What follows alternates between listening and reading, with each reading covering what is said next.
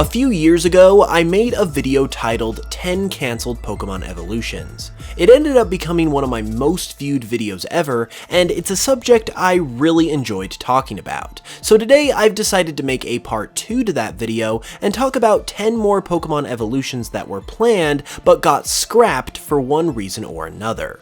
Since that last video, a lot of things have happened in the world of Pokemon, and we've actually learned about more than 10 cancelled evolutions we didn't know about before. So this video will be focusing more so on the ones that are a little more under the radar that you might not have heard about before. If this video does well just like the last one though, I will be more than happy to cover the ones we're not covering today in a future video as well. So be sure to like it and share it around if you enjoy, and with that said, let's get right into it. This first one comes from the most recent major Pokemon leak. Earlier this year, another Gold and Silver leak occurred that gave us a look at even more Pokemon that were cut from the games, even past the ones we learned about a couple years ago. I was planning on covering that leak in depth, but then there seemed to be a chance that the Pokemon Company could actually go after anyone that was posting about the leaks, so I held off. Now that things are a little settled down though, I've decided to touch on it a little bit today in the form of some cut evolutions that we learned about, albeit with the disclaimer that I won't actually be showing the legit sprite art of the Pokemon themselves, just fan art, so I'm not technically showing the actual leak, if that makes sense. Fan art is credited in the description, so be sure to check out the artists as well, and I think we should be good if we do it that way. Hopefully. Anyway, this first one is a cut pre-evolution to Sunflora. Before we ended up getting the Sunkern that we have today, this is the design that was planned instead. It is still technically classified as Sunkern, so not really a separate Sunflora pre-evolution, but this beta design is practically a different Pokemon altogether, which is why I decided to include it. Our current Sunkern is certainly better, but it's fascinating to see such a drastic change in design for a Pokemon who is typically seen as pretty basic in terms of its design. Another cut Pokemon from this same leak that evolved into a Pokemon that it no longer does in the final games is a middle evolution for Natu and Xatu. These Pokemon were originally going to make up a 3-stage line, with this cut middle evolution being a pretty on-the-nose middle point between Natu and Xatu. It was possibly cut because it could have been seen as redundant and unnecessary, which I can totally understand for these Pokemon, since Natu and Xatu work pretty well as a 2-stage line already, but this is certainly a particularly cool one that unfortunately got scrapped. Speaking of cut middle evolutions, another one that was discovered in the beta of Pokemon Red and Green a little while ago was a middle evolution that sat between Psyduck and Golduck. I'm sure this one was cut for much the same reason as the Natu and Xatu middle evolution, because it just wasn't a necessary evolutionary stage for this set of Pokemon. Currently, we only have access to its back sprite, so our knowledge of what it looked like is somewhat limited, but even still, it pretty much just looks like a bigger version of Psyduck, which further adds to the idea that it was cut for being redundant. Starter Pokemon are ones that typically take a longer amount of time to design, according to the designers themselves, because they're such an important piece of the games. One starter Pokemon that saw some changes to its evolution line before the final release was Squirtle, as originally Wartortle evolved into another Pokemon that was not Blastoise. You might be noticing a trend here with these cut Pokemon, as this original Wartortle evolution is once again essentially just a bigger version of its pre-evolution, and it's likely, especially given this Pokemon's status as a starter, that they wanted something a little more exciting for Squirtle's final evolution, which is why it was replaced with Blastoise. Speaking of Blastoise, before it was made the final evolution of the Squirtle family, it was actually its own separate Pokemon, according to these same assets that leaked from Red and Green's beta and were published by the Helix Chamber website.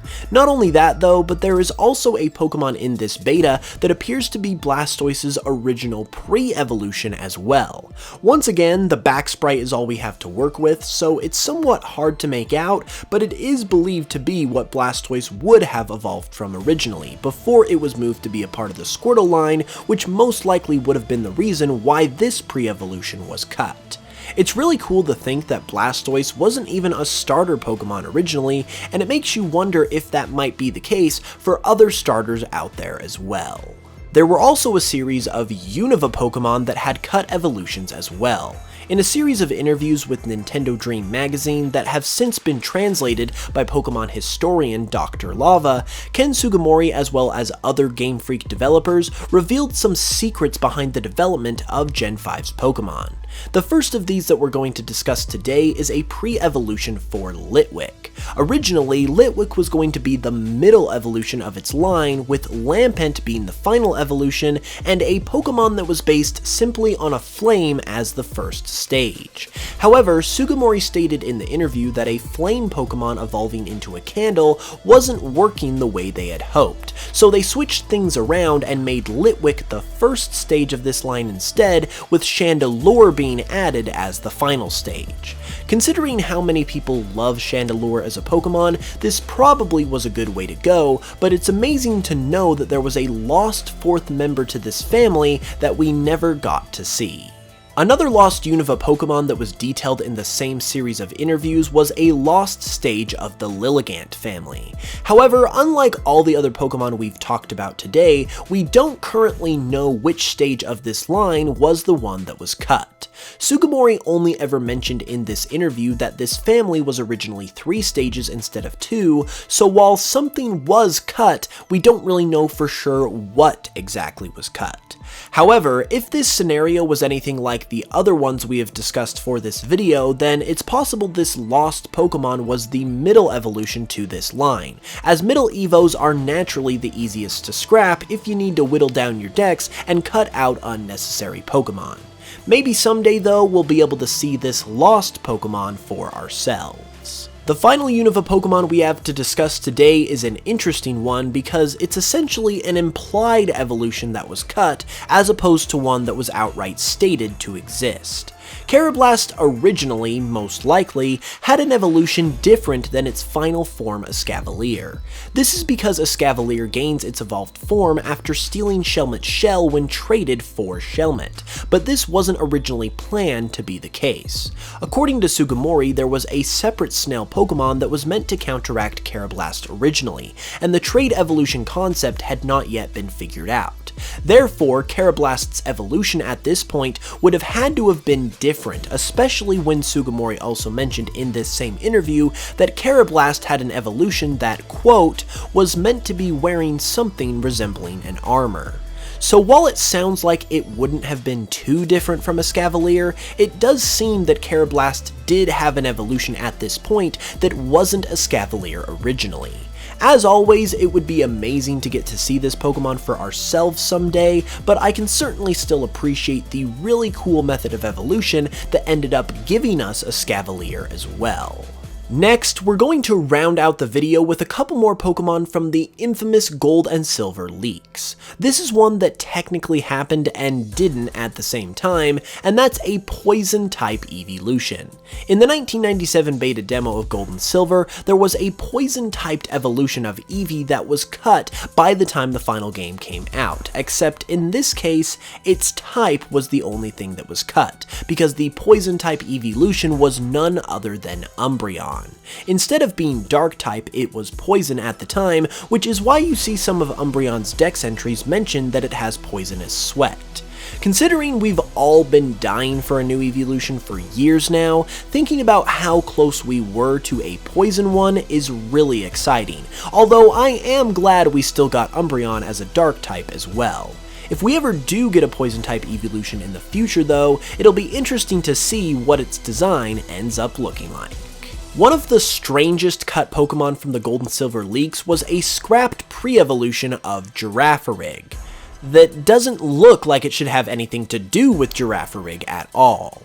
Twins, as it was called, were a pair of, well, twin ghosts that were attached to each other, very loosely connecting to Girafarig's two-faced concept, which in the Gold and Silver beta was much stronger as it actually had another head on the back of its body instead of just a chain chomp-like tail.